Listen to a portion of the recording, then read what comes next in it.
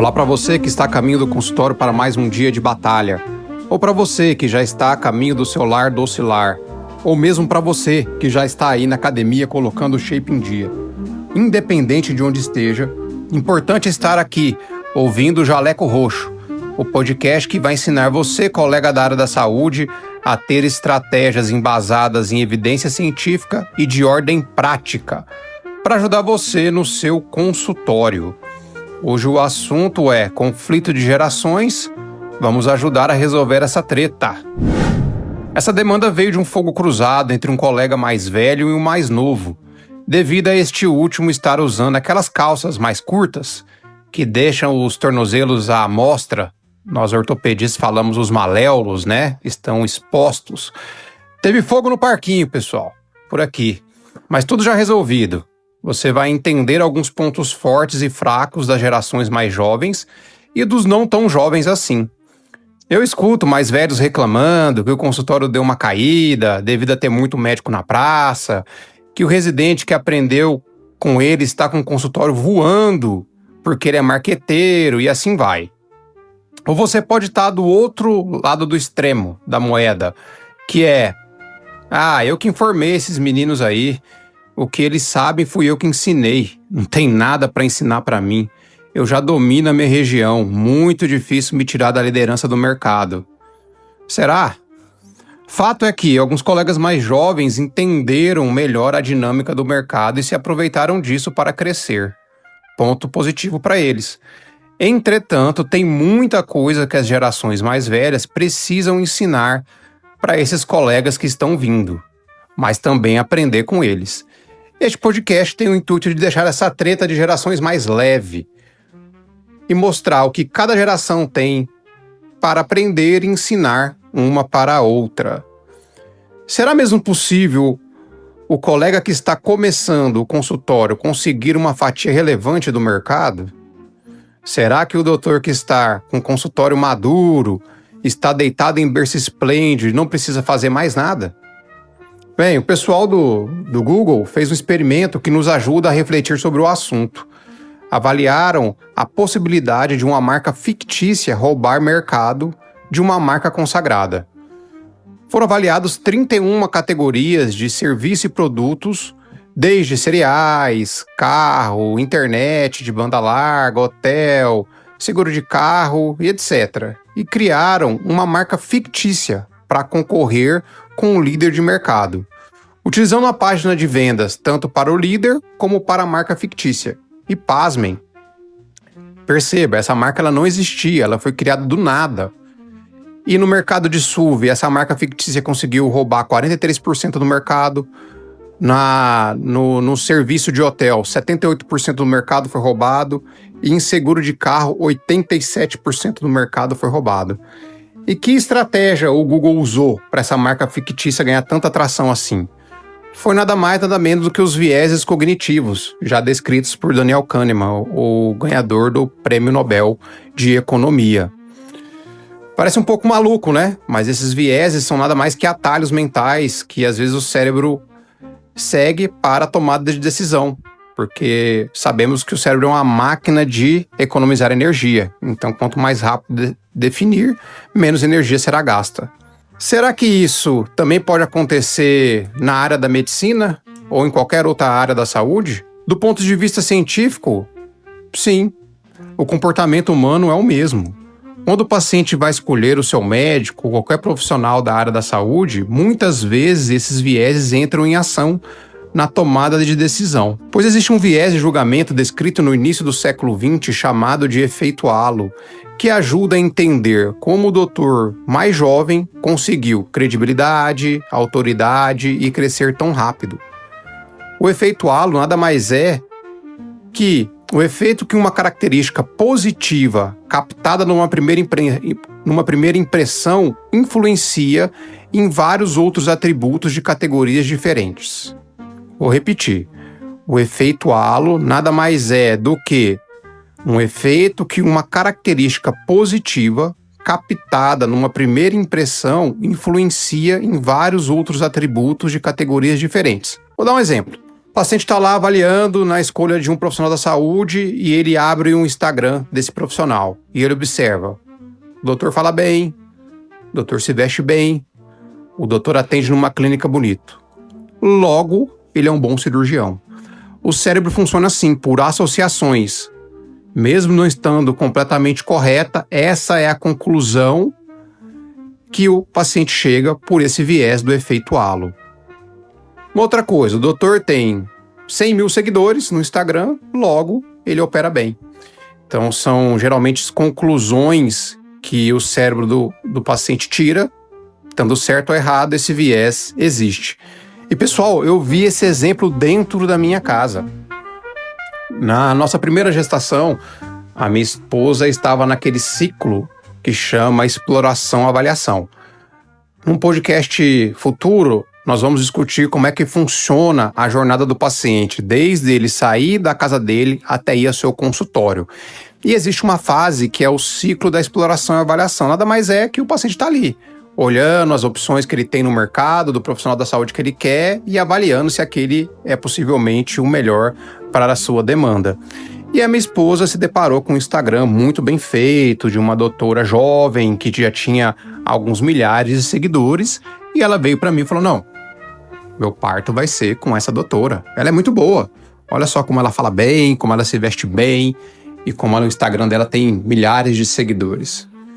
E aí, lógico que eu sentei com ela, expliquei, até porque era um sonho dela ter o parto normal, então expliquei da importância da experiência do doutor e de anos de prática, e acabou que a gente optou por um outro profissional. Mas veja, o tanto que é poderoso. A minha esposa é uma mulher inteligente, uma advogada, que sabe avaliar as coisas, e se não fosse eu ali conversar e explicar para ela, possivelmente ela teria ido no médico e teria feito o parto com ela e possivelmente acabaria tudo bem. Mas vocês vejam como o efeito halo é poderoso, né?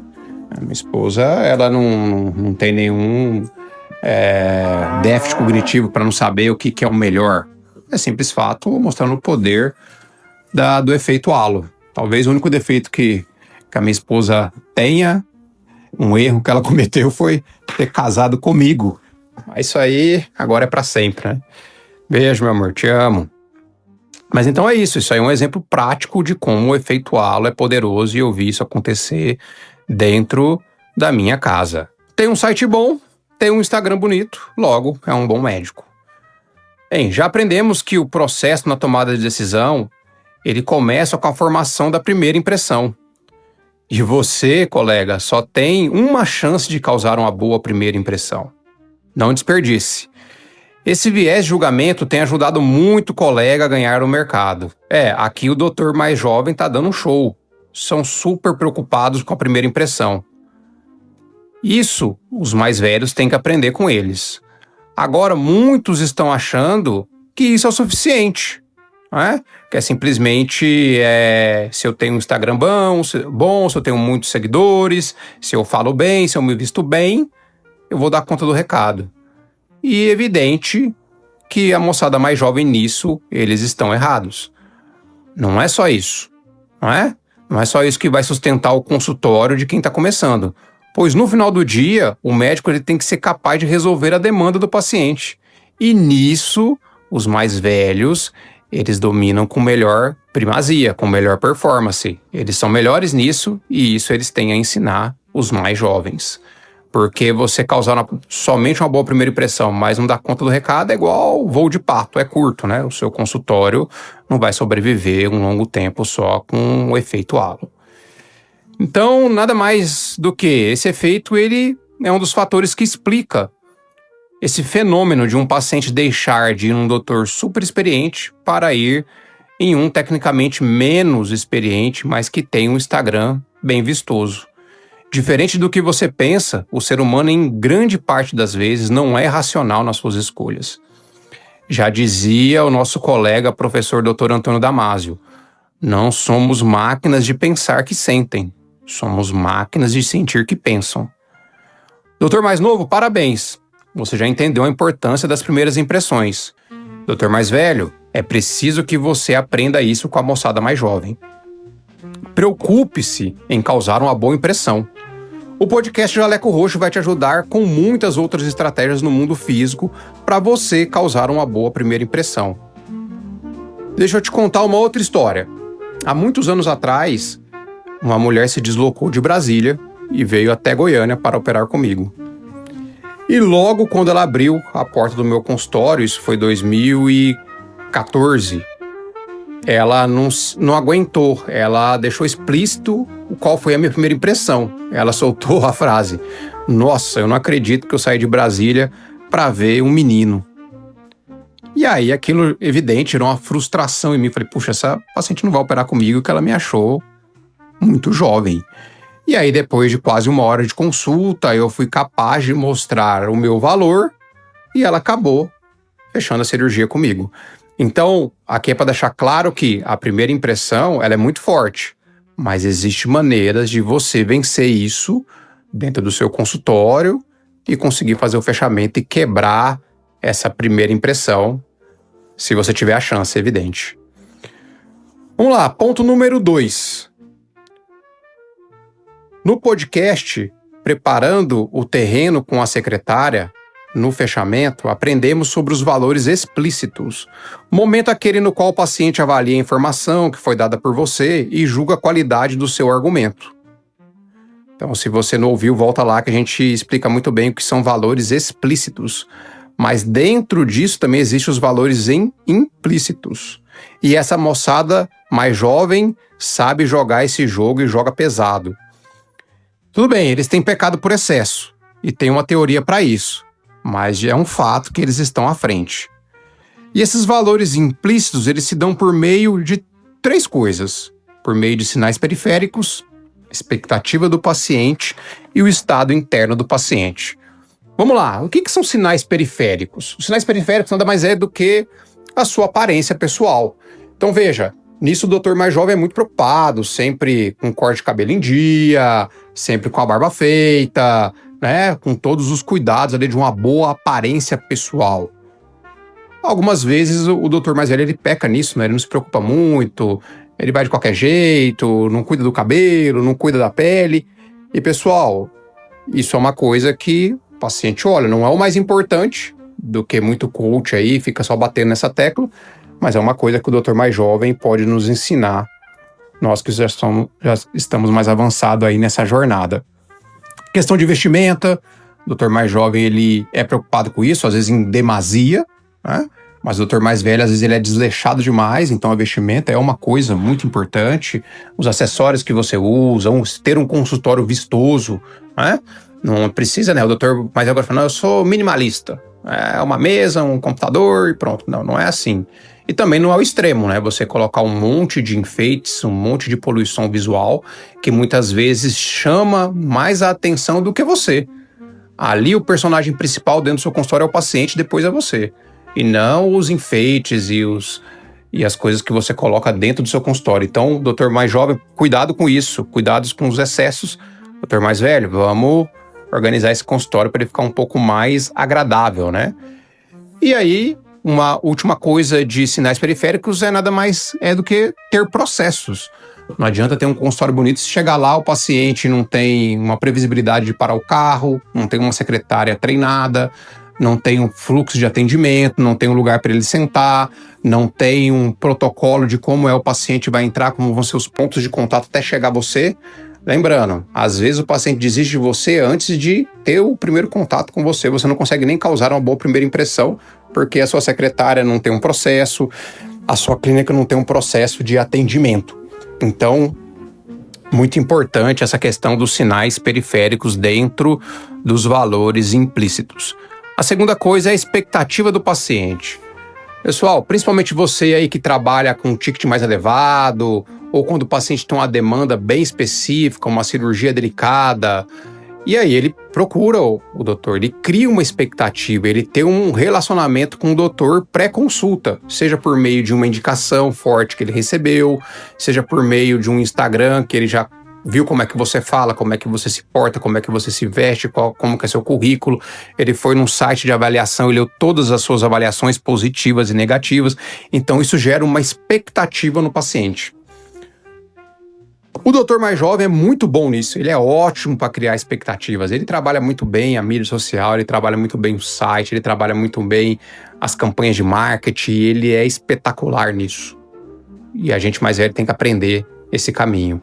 Entretanto, o doutor mais velho ele dá show em quê? Em atender essa expectativa, porque no final do dia, mais uma vez, o doutor ele tem que ser capaz de resolver o problema do paciente. E aí o doutor mais velho, ele foca muito nisso. E o doutor mais jovem, ele fica nessa questão de criar uma expectativa, mas chegar lá, ele não dá conta do recado. O paciente sai lá sem ter o sentimento que a demanda dele foi resolvida. E eu tenho uma história boa para isso.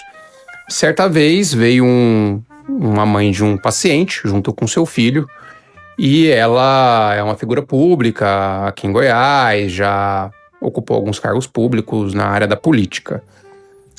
E vi que ela veio com seu marido e bastante questionadora e insegura e bem firme nos seus posicionamentos, e de fato o caso do filho dela era cirúrgico. E aí expliquei tudo, foi uma consulta longa, essas consultas minhas de cirurgia são bem longas, né, porque tem que alinhar tudo, né, com o paciente. E aí ela me soltou, falou: doutor, nós vamos operar com você. E vou te falar uma coisa, tivemos em 7 colegas do senhor antes de você. Inclusive colegas com Instagram bonito, com mais de 40 mil seguidores, que falam muito bem.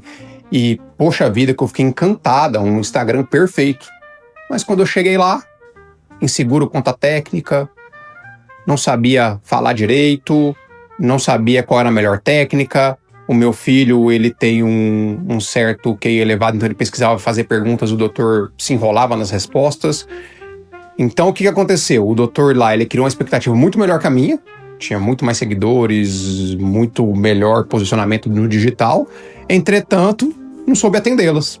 E no meu caso, ela veio já desesperançosa, falou: doutor, o senhor era o último médico, eu já estava indo para São Paulo. E aí, atendi as expectativas dela, operaram comigo, um ticket alto. Então, é o que eu falo, nessa parte de atender a expectativa, nós mais velhos damos show, e isso o pessoal mais jovem tem que aprender conosco. Entretanto, para criar expectativas, eles são melhores do que nós, e nós temos que aprender com eles.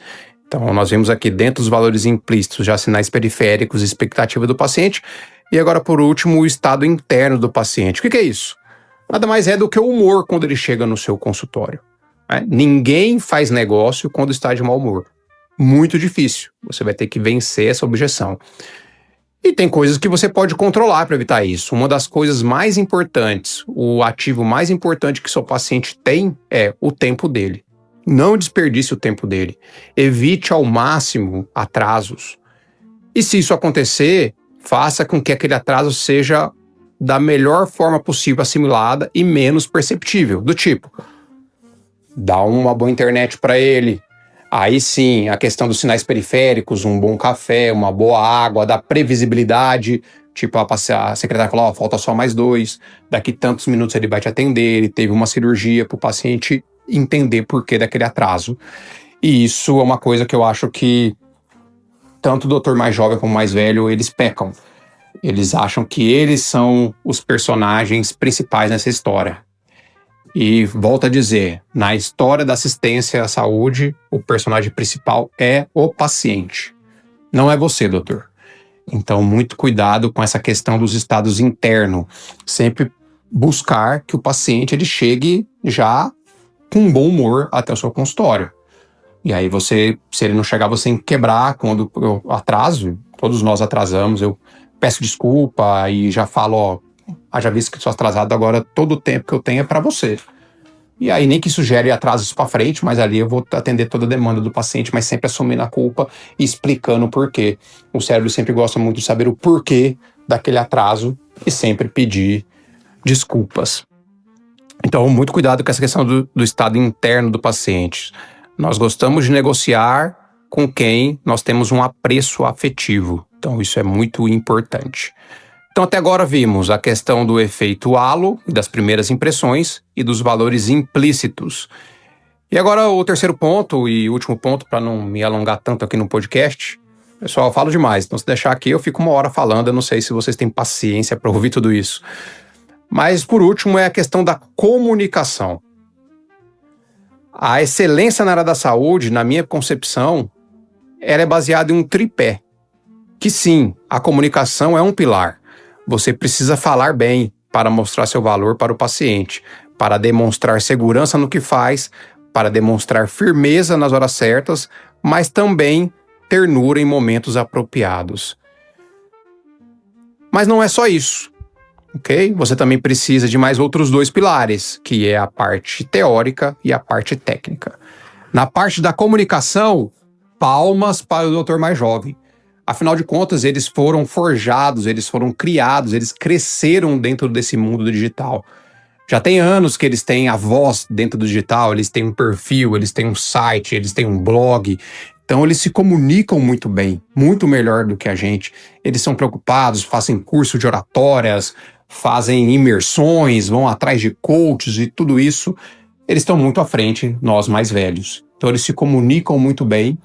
E hoje se comunicar é uma vantagem competitiva. Isso faz parte da nossa marca pessoal. Então é muito importante sabermos nos comunicar. Não importa o que você fala, doutor. Importa é o que o paciente entende. Então comunique-se bem.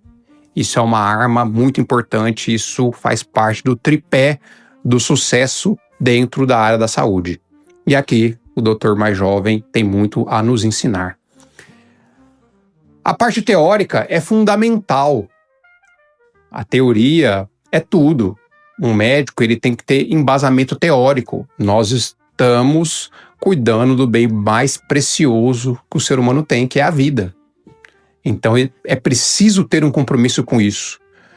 Durante mais de 10 anos, eu invariavelmente, de maneira como se fosse uma coisa, uma regra, um hábito que eu organizei desde a época de estudante de medicina, depois residente, depois médico já com toda a formação, todo mês eu abria meu periódico CAPES e puxava todos os artigos científicos das revistas relacionadas à minha área de atuação. Todos. E lia, sempre estudando.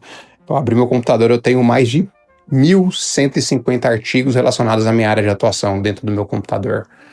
Isso foi um hábito que eu adquiri e até hoje sigo. Todo mês eu pego os artigos. Hoje como eu nichei numa área, hoje eu leio tudo relacionado àquilo. Já que eu estou nichado num assunto, eu preciso ser um grande conhecedor daquilo. Afinal de contas, eu faço só aquilo. Então eu tenho que ser bom naquela área, né? Eu tenho que ser realmente uma autoridade.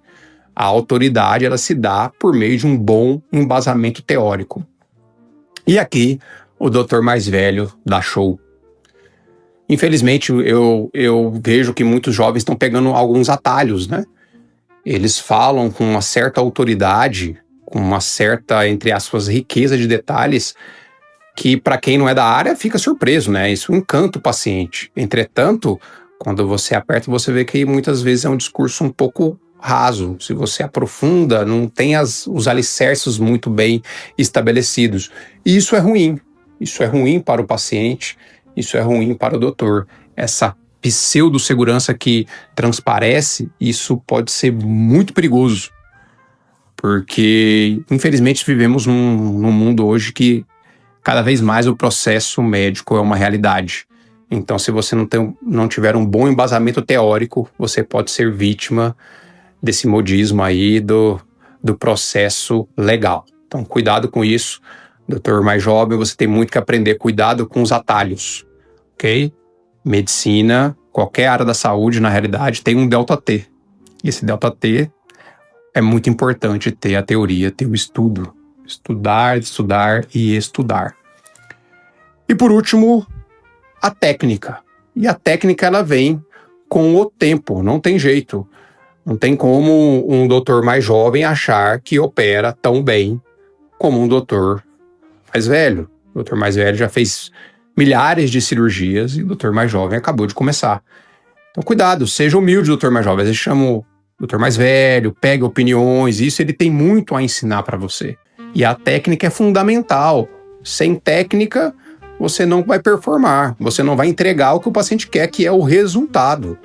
No final do dia, o paciente quer resultado. Eu sei que a nossa ciência não é de fim, mas é isso que o paciente almeja. Ele tem um problema e quer que você resolva. E sem técnica, você não vai conseguir. Então, doutor mais jovem, conselho, não tenha preguiça. Não ache que você vai conseguir resolver as coisas no primeiro, segundo, terceiro ano de consultório. Foque, vá no serviço, seja assistente no médico mais velho, opere. Os primeiros 5 anos da minha carreira eu não me preocupei muito com questão financeira, eu tinha um custo de vida baixo, eu queria era operar. Operei, até que chegou um ponto, falei, não, agora eu tenho realmente segurança e competência para resolver a grande maioria das patologias da minha área de atuação. Então não pegue atalhos, não tem como. Técnica você não vai conseguir fingir. Tá bem? É muito importante vocês aprenderem com os mais velhos essa parte do tripé, que é a técnica. Então, pessoal, comunicação, teoria e técnica. Esse é o tripé para o sucesso na área da saúde. Os mais jovens têm muito a ensinar na área da comunicação e os mais velhos têm muito a ensinar na parte da teoria e da técnica. Eu penso que cada geração tem o que aprender e ensinar, e disso nasce um perfil de um doutor ideal. Agora você já pode ajudar a resolver essa treta aí de gerações onde você trabalha.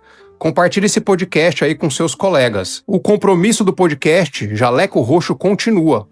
O intuito é ajudar os colegas a ter estratégias baseadas em evidência científica e de ordem prática, para não só trazer pacientes até o consultório, mas também fazer com que esses consumam o seu serviço. Seja ele um procedimento, uma cirurgia, um protocolo ou qualquer outra coisa, com finalidade de melhorar a vida deles. Nos vemos no próximo episódio. Bans, mais que uma agência.